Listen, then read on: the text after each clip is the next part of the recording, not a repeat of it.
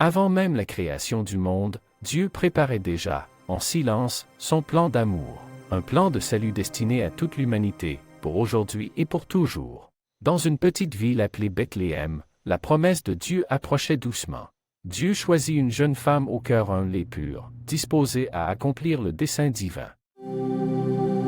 Alors Dieu envoya son messager du ciel, et une étoile se leva dans la nuit, annonçant l'accomplissement de la promesse divine faite aux hommes. L'ange lui dit, « Réjouis-toi, Marie, Dieu est avec toi, tu enfanteras un fils, et il sera le sauveur du monde. » Marie fut troublée en son cœur, mais elle demeura confiante, et elle répondit avec foi, « Que tout s'accomplisse selon ta parole. »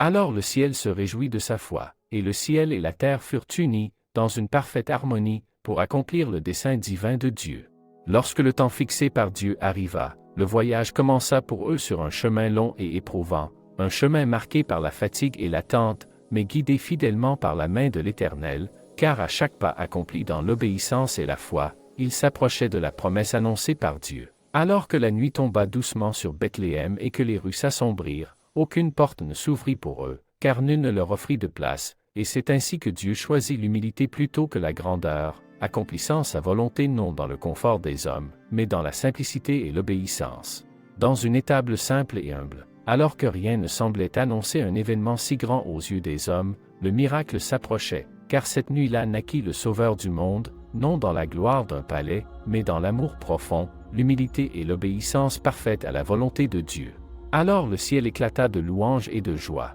et dans la nuit une étoile brilla avec éclat, plus lumineuse que toutes les autres, annonçant au monde la naissance du roi promis. Alors que des bergers veillaient dans les champs au cœur de la nuit, ils furent saisis de crainte lorsqu'un ange leur apparut et leur dit, « N'ayez pas peur, car voici, une grande joie vous est annoncée aujourd'hui, une joie destinée à tout le peuple. » Aussitôt, les bergers se mirent en route vers Bethléem avec empressement, et lorsqu'ils trouvèrent l'enfant promis, couché humblement, leur cœur fut rempli d'une paix profonde, d'une joie silencieuse et d'une certitude née de la présence de Dieu. De loin, des sages furent guidés par l'étoile qui brillait dans le ciel, et cette lumière leur montrait fidèlement le chemin à travers les nuits et les distances, jusqu'à ce qu'ils parviennent devant l'enfant, où, remplis de respect et d'adoration, ils offrirent leur présent avec humilité, reconnaissant en lui non seulement un enfant paisible, mais le roi humble envoyé par Dieu pour accomplir sa promesse. Alors tous se rassemblèrent autour de l'enfant, dans le silence et l'émerveillement.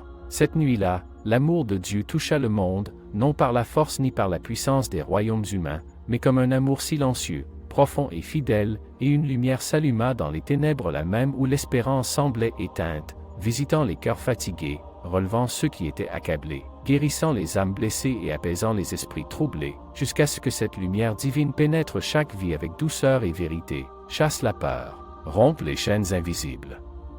répande une paix véritable dans les foyers et parmi les peuples, accomplisse le dessein éternel de Dieu annoncé depuis longtemps, et transforme le monde, afin que, touché par sa présence et son salut, plus rien ne soit jamais comme avant. Cet enfant grandira pour sauver le monde, il est la lumière des nations, et cette lumière brille encore aujourd'hui pour éclairer les chemins obscurs, toucher chaque cœur ouvert et assoiffé de vérité, car il est né pour toi, pour moi, et pour tous, et à lui soit la gloire, l'honneur et la louange, au plus haut des cieux.